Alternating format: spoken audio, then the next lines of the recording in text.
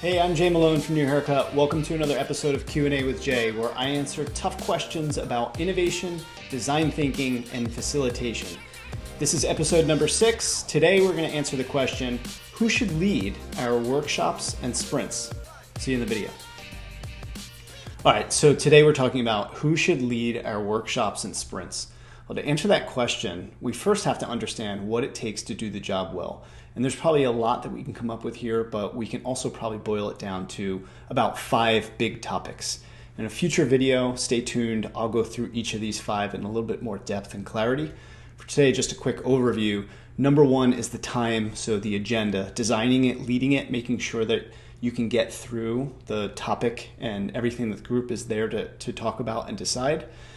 The space, so whether you're in person in a conference room with tables and chairs, or you're doing things like we are in 2020 virtually in digital whiteboards and whatnot, that's yours to set up. Then the team, who should be in the room, who shouldn't be in the room, and once they're all there, making sure that you can manage power and making sure everybody is heard. 4, the conversation. What are you there to talk about, and what research do we need and other information do we need to assemble? How do we bring that conversation together so that we can have a very visual, focused discussion and get through it? And then finally, the energy. So people are going to show up. They're going to be thinking about other things. They're going to be distracted. How do you keep them engaged and energetic throughout? When do we take breaks? When do we do some warm-ups? When do we keep the team feeling safe and organized and energetic and happy to keep moving forward? So the answer, the person that does all of this stuff, this magical, mythical person, is a facilitator. So the question we're really asking is what happens if you don't have that role in your company, which many companies don't today. And I see some teams and some organizations are starting to hire specifically for facilitators, but a lot of companies are also using their existing team members to do this job part-time, which is fine for today. But in front of you, you have a couple options. Really, you can work with somebody inside the team, inside the company that's already doing other jobs, and you can borrow them to play facilitator, or you can go outside and you can hire an external facilitator, a professional that does this for a living, or maybe there's a happy medium between the two. So let's dig into each of these really quickly. So if you go internal, there's a couple good wins that you can get from it. 1, the team probably already trusts them, perhaps, or you should look for somebody that the team does trust already, so you don't have to start from scratch. There's also, they have a lot of context, so they know about the business, the market, the segment that you're working within, the specific project. They have a lot of that context already. Third is there's a lot of systems and methods and tools. They're going to use things that are already approved, so that require a little bit less back and forth and wrangling to get people over that hump. But there's some downside, of course, to working with existing folks. Number 1, there's some politics around it. So the person themselves might feel like they're too busy to do that job, or others might be jealous or think that the person that you're nominating might not be right for the job. So just politics in general within a company exist, and that's going to happen when you look for somebody inside the team and inside the company. Also, they might have a lot of context, but that means that they're going to bring a lot of assumptions and bias with them. And the facilitator has a huge amount of power in the room. And if they use that power to influence decisions, now they're really biasing all of the decisions and outcomes that the group comes up with. Finally, some of those methods and tools, they actually may be really ineffective, but you have your blinders on because that's just the way it's always been done. And so that can be a limiting factor. And then you have your external facilitators to come in. So some good and some bad with external facilitators.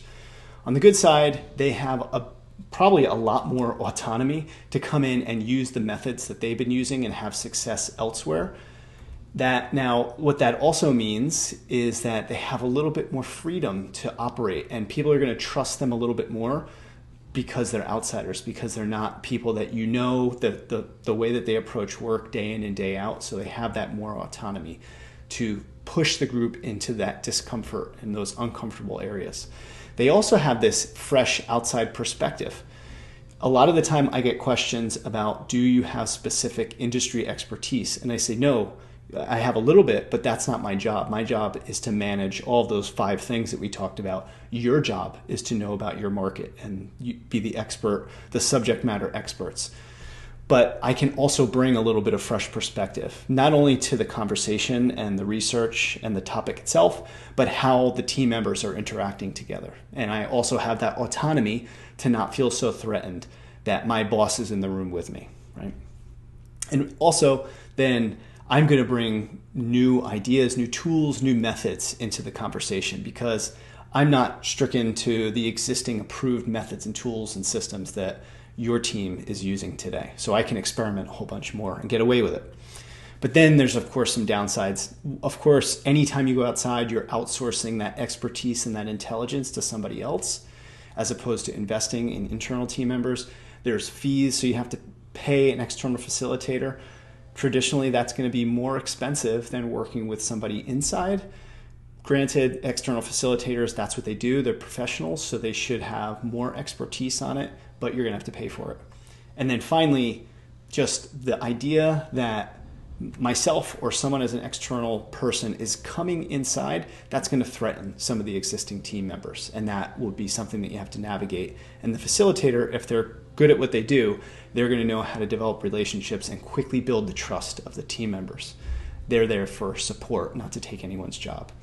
So what's the happy medium? Well, so if you don't have an internal person today, work with an external facilitator. And what any really great facilitator, what they're going to do is they're going to come in for a set amount of time. And part of their practice is going to be to coach up the folks that are next up to do those big 5 things that we covered at the start of the video. And they'll coach those people up so that eventually they can leave. And now you have this internal rung of facilitators.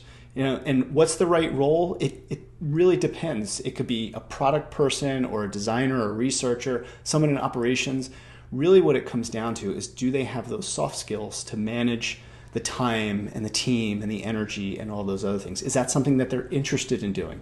And it doesn't matter their personality type. And in a future video, we can talk about this as well. Introverted facilitation and extroverted facilitation, they both have a place, and they can be really powerful in their own right. If you're interested in kind of upgrading your toolkit on your own and you don't have access to an external facilitator, I have created a facilitation mini course. You can scan the QR code here on the screen. It's a free course. It'll send you 30 lessons over 30 days, totally free, no commitment whatsoever. I created it because I've learned so much from other great facilitators, and it's my way of giving back. If you're interested, you can sign up for the course and you'll get those lessons sent to your inbox every day. That's all for this video. I hope that it helped you think about who should be leading your workshops and sprints. And stick around. We'll be, of course, coming up with our next Q&A with Jay in the next week or two. We'll see you then.